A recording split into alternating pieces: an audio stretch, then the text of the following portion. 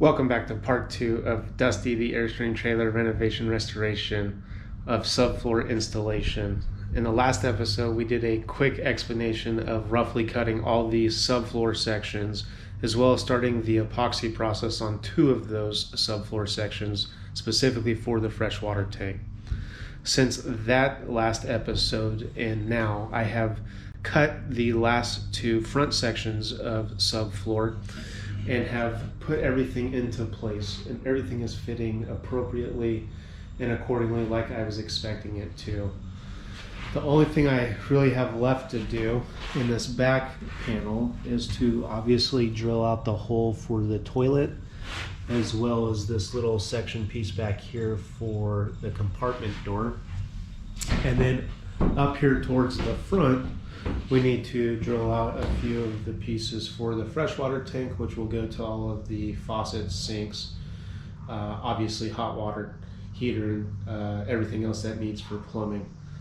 Other than that, everything is in place. We are obviously standing in here and everything is looking good. So for this video, we're going to actually do the full explanations on the DIY for installing the epoxy, as well as removing and installing the actual subfloor to the frame itself. Now, right now, I'm going to go ahead and switch this over to a quick time lapse. You'll see me removing all of the subfloor sections out of here in preparation for that epoxy. And you'll also notice me moving the pull jacks around, and that's just to get all of the subfloor sections out to keep the frame continuously or the shell, I should say, continuously floating above the frame. And it makes it a little bit easier to get these panels out for the subfloor. So I'm going to go ahead and switch this over. We're going to get this work started and wrap this up and have this subfloor fully installed and get to the actual fun work of Dusty, which is the full renovation in the inside. So what do you say? Let's go ahead and switch this over to time lapse, get this work started, and continue on with this renovation restoration. Let's do it, guys. Here we go.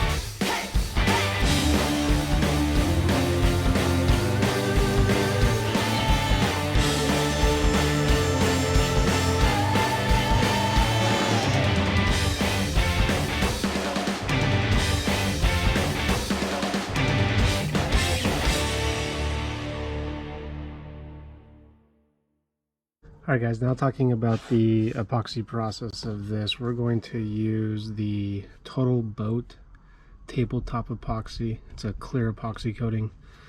This is the resin part A. This is the hardener, which is part B. It is a 1-to-1 mix ratio. I believe Ian over at Miller Garage says it's about 46 pumps of each to get to cover 1 sheet of subfloor. That's about right. I've also believed to have found that if you add roughly about 8 ounces of each into it, bringing you up to about the 16-ounce mark, that will do approximately the exact same.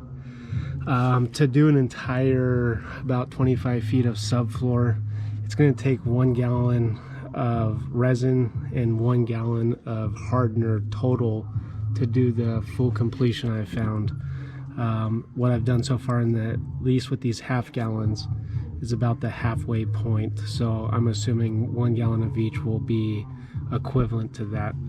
The way we're going to mix it, we'll just add 8 ounces of each in this. We will then vigorously mix it until we get the consistency that we want, which I'll show you. It's pretty thick. Like I said, it's epoxy.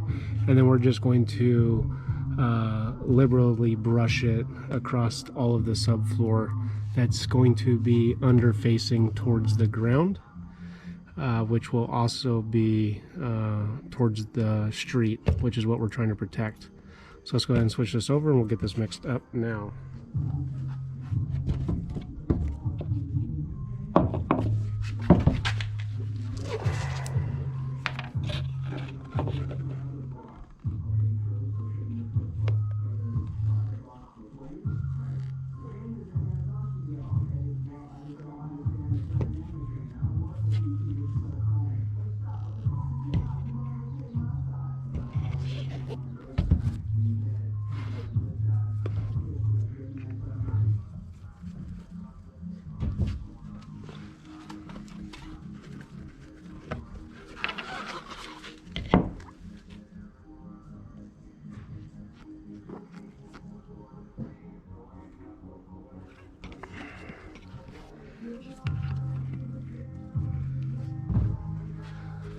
All right, right at that 16 ounces. Go ahead and mix it.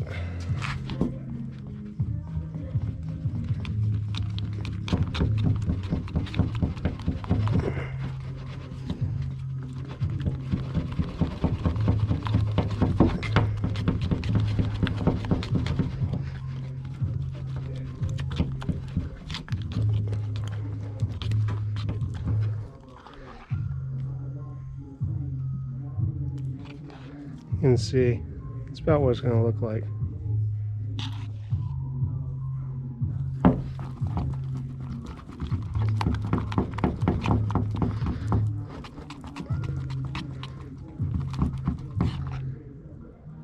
Perfect.